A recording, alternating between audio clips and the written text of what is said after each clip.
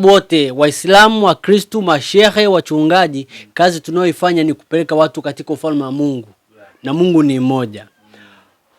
Mimi kitu ambacho naweza nikasema kuhusu Sheikh Waldi Kawambwa ni kwamba yule ni kipenzi cha Waislamu, lakini pia ni kipenzi cha Wakristo. Kwa hiyo sisi kama Wakristo pia imetuuma kuona yule shehe ameweza kuondolewa katika mamlaka yake aliyokuwa nayo kama shehe mkuu wa Dar es Salaam kwa mazingira tatanishi, ambayo ile ni taasisi ya kidini, na dini inafahamu kabisa kwamba hakuna mwanadamu ambaye amekamilika, na kama hakuna mwanadamu aliyekamilika, mwanadamu, ndio maana Mungu akaweka kuomba toba. Kwa kama shehe tuseme labda wamemuondoa, kwa sababu watu hatuna uhakika ni kosa gani leo muondoa, japokuwa wengine wanasema kwamba ni yule mwanamke wake, lakini mpaka sasa tujajua, sababu shehe mwenyewe hajaweza kutamka neno lolote. Kwa mimi kitu ambacho naweza nikasema kwamba kumuondoa yule shehe ni kama wamefanya makosa, kwa sababu yule shehe ni kipenzi cha watu, ni kipenzi cha vijana wa Kiislamu, na ni kipenzi cha vijana wa Kikristo, kwa sababu hata Wakristo tunajifunza neno la Mungu kutoka kwa mashehe, sababu neno la Mungu ni lile lile.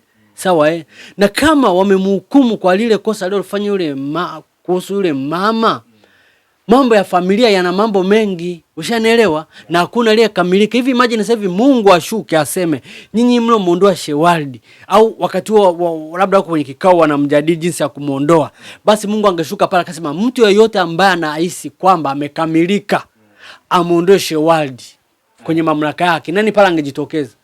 Hakuna mtu ambaye ana dhambi, unaona? Kwa dawa ya dhambi sio kuhukumiana hivi kwamba unamuondoa mtu kipenzi cha watu ili unakuwa unamsupport shetani, sababu shetani hataki kuona watu wanaopendwa na Mungu ambao wanaeneza injili ya Mungu kisawasawa wanakaa kwenye mamlaka kwa ajili ya kufundisha watu kumjua Mwenyezi Mungu. Kwa pale shetani kama vile anakuwa ameshinda. Kwa ili shetani asishinde, ilitakiwa wamuonye kwamba kama umefanya kweli hichi kitendo, au wamsikilize yeye na yule nani mwenye makosa, kwa sababu siku zote watu wanaegemea kwa mwanamke, lakini wanawake na wenyewe wana makosa makubwa ambayo mwanamume anaweza kushinda kuvumilia. Unaona, wangemuuliza lipi tatizo, basi wakamsamee, bwana baada wewe kana familia yako mfanye hivi na hivi hivi na hivi, alafu fanyeje tuendelee, kwa sababu ni kipenzi cha watu. Watu tunapenda mafundisho yake, vijana wa Kikristo tunapenda mafundisho yake, mashehe mapadi wanapenda mafundisho ya Sheikh Waldi. Kwa kitendo ambacho kimefanyika mimi naona sio kizuri. Kama kuna uwezekano wa yeye kurudishwa katika kiti chake, arudishwe, na hii tume ambayo imetengenezwa kwa ajili ya kuchunguza chanzo cha hili tatizo, mimi ningeomba ifanye haraka na itoe majibu ili shehe aweze kurudi, ili vijana wa Kiislamu na wa Kikristo na wazee wa mama wa Kikristo na wa Kiislamu tuweze kupumua. Maana kwa sasa tuko sawa kabisa, kwa sababu yule shehe alikuwa na mafundisho mazuri ambayo yamenyosha vijana wengi. Hata sisi wa Kikristo tulikuwa tunamsikiliza kwa sababu anafundisha mafundisho mazuri ambayo yanatufundisha vijana, na mpaka sasa hivi anaonyesha kabisa kwamba yule ni mstaarabu, kwa sababu hajawahi kujibu neno hata moja. Hajaita media kwamba ongee kwamba bwana yule mwanamke mimi hivi na hivi, no, yeye kanyamaza, kamacha mwanamke aongee. Unaona jinsi busara ambayo anaitumia yeye.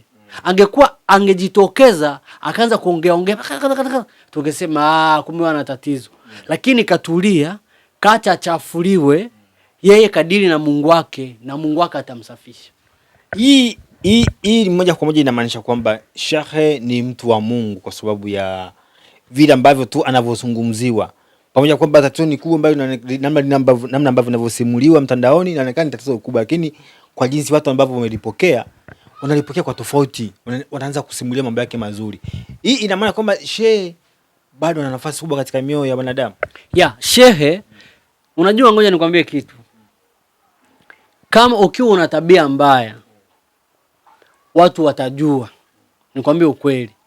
Na kitendo cha yeye kuona hakuna Mtanzania yeyote ambaye anampinga na kusapoti kitendo kilichofanyika cha kumuondoa, wengi wanasema shehe arudi. Ina maana ni kipenzi cha watu. Yaani ni kundi dogo sana, sijui hata kama hilo kundi lipo, ambalo linasema shehe asirudi madarakani. Ila 90% ya Watanzania Wakristo na Waislamu wanamuombea kwa Mungu shehe aweze kurudi madarakani. Kwa hiyo inaonyesha ni kiasi gani kwamba yule shehe ni mtumishi wa Mungu. Unajua uko sio mtumishi wa Mungu, nikwambie, kama ni mjanja kwenye skendo kama hii ambayo imetokea kubwa, hata wale ambao wafanyia mambo mabaya wangejitokeza. Unaona wangejitokeza wakasema bwana shehe na mimi alinifanyia hivi. Lakini mtu ni mmoja tu ambaye anadili na yule mwanamke. Na asilimia kubwa ya watu wanaomba rudi, na maana alikuwa hana mabaya yale ya kibinadamu ambayo alikuwa anafanyia watu. Angekuwa ni kiongozi mbaya, watu wangejitokeza sasa hivi wale ambao wafanyia ubaya. Unaona kwa maana Mary nifanyie hivi, acha aondoke tu hivi na hivi. Lakini asilimia kubwa ya watu wanasema shehe kaonewa.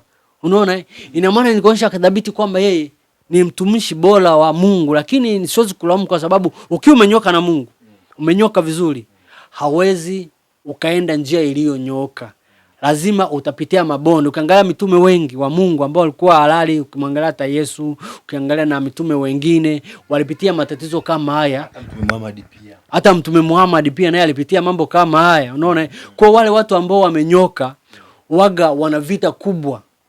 Ukiachana sasa na shehe huyu wali, kuna mtumishi mwingine wa Mungu ambaye anaitwa Kiwalo, yule wa KKT anaitwa nani? Kiwalo. Yule mtumishi wa Mungu anaitwa Kimaro. Unakumbuka naye ni mtumishi ambaye amenyoka. Unakumbuka naye alishapitia issue kama hii. Hadi akaachishwa. Alifukuzwa. Ila watu wakaongea akarudi. Kwa sababu alikuwa ni mtumishi bora wa Mungu. Ina maana angekuwa ni fake, watu wabaya wangejitokeza. Kwa hata kwa mtumishi huyu nafikiri ni kwamba ni kwa sababu ya nguvu ya Mungu aliyokuwa nayo, na shetani anapitia kuweza kumchafua, lakini nambana amekaa kimya. Ina maana kwa wakati huo ambao ameupitia, Mungu ndiye anaenda kumng'arisha na kumpeleka viwango vingine katika utumishi wake. Kwa hiyo ndio maana nilikuwa naomba kwamba baraza linalohusika na tume iliyoundwa wachunguze kwa haraka, waweze kutoa majibu mapema, ili mioyo ya Waislamu na Wakristo wa vipenzi vya shehe waweze kutulia, na shehe iwezekana arudishwe madarakani iwezekanavyo, kwa sababu watu wengi wamejeruhiwa. Mimi nafikiri hata huyu aliyepewa hii dhamana kurithi cheo chake hana amani katika ofisi yake. Unaona kwa sababu anahisi kabisa ameingia kwenye nafasi ambayo sio yake. Na watu ambao anaowahudumia anahisi kama hawamkubali kama alivyokuwa anamkubali shehe. Kwa hata yeye mwenyewe pia yani hajafurahia, anaumia hata kikaa na lakini nafasi nimeipata, lakini aliyetoka kuna lawama hivi na hivi na hivi, ni kipenzi cha watu aliyotoka. Kwa hata yeye pia hafurahii, anatamani labda na yeye aachie shehe aendelee. Sawa. Nimeona kwenye comment baadhi ya watu wanasema kwamba wasiporudishwa tutaandamana. Hivi unadhani maandamano ya kidini yanaweza kawa salama kweli? Maandamano ya kidini ni maandamano ya kidini. Watu sababu watu wanataka kiongozi bora wa kidini. Unajua ngoni kwa kitu hivyo kuona hata kanisani unaenda, kuna mchungaji ambaye anahubiri, lakini akikuhubiri unaona ni kawaida. Kuna mwingine akikuhubiri neno linakuingia na unajifunza vitu vingi kupitia yeye. Ndio kama shehe. Kwa wale waamini ambao walikuwa wanapata kitu kizuri kutoka kwake, wakisema kwamba andamano sababu ni maandamano ya amani ya dini, haina shida. Sio wanaonyesha mapenzi kwa mtu wao ambao alikuwa anampenda, wanataka arudi. Ina maana hapo haki ndio inafanyaje? Ndio inatafuta. Na hiyo pia inaonyesha kabisa kwamba ulizimu uelewe kwamba huyu mtu japokuwa tumemeondoa, lakini ni kipenzi cha watu. Haiwezekani mtu awe madarakani afa amfanyie kitendo kibaya mtu mmoja. Unaona? Inatakiwa ifike huko kweli? Haitaki ifike huko. Ile ambao watafanya isifike huko, nao viongozi wa BAKWATA ndio wanatakiwa wafanyeje?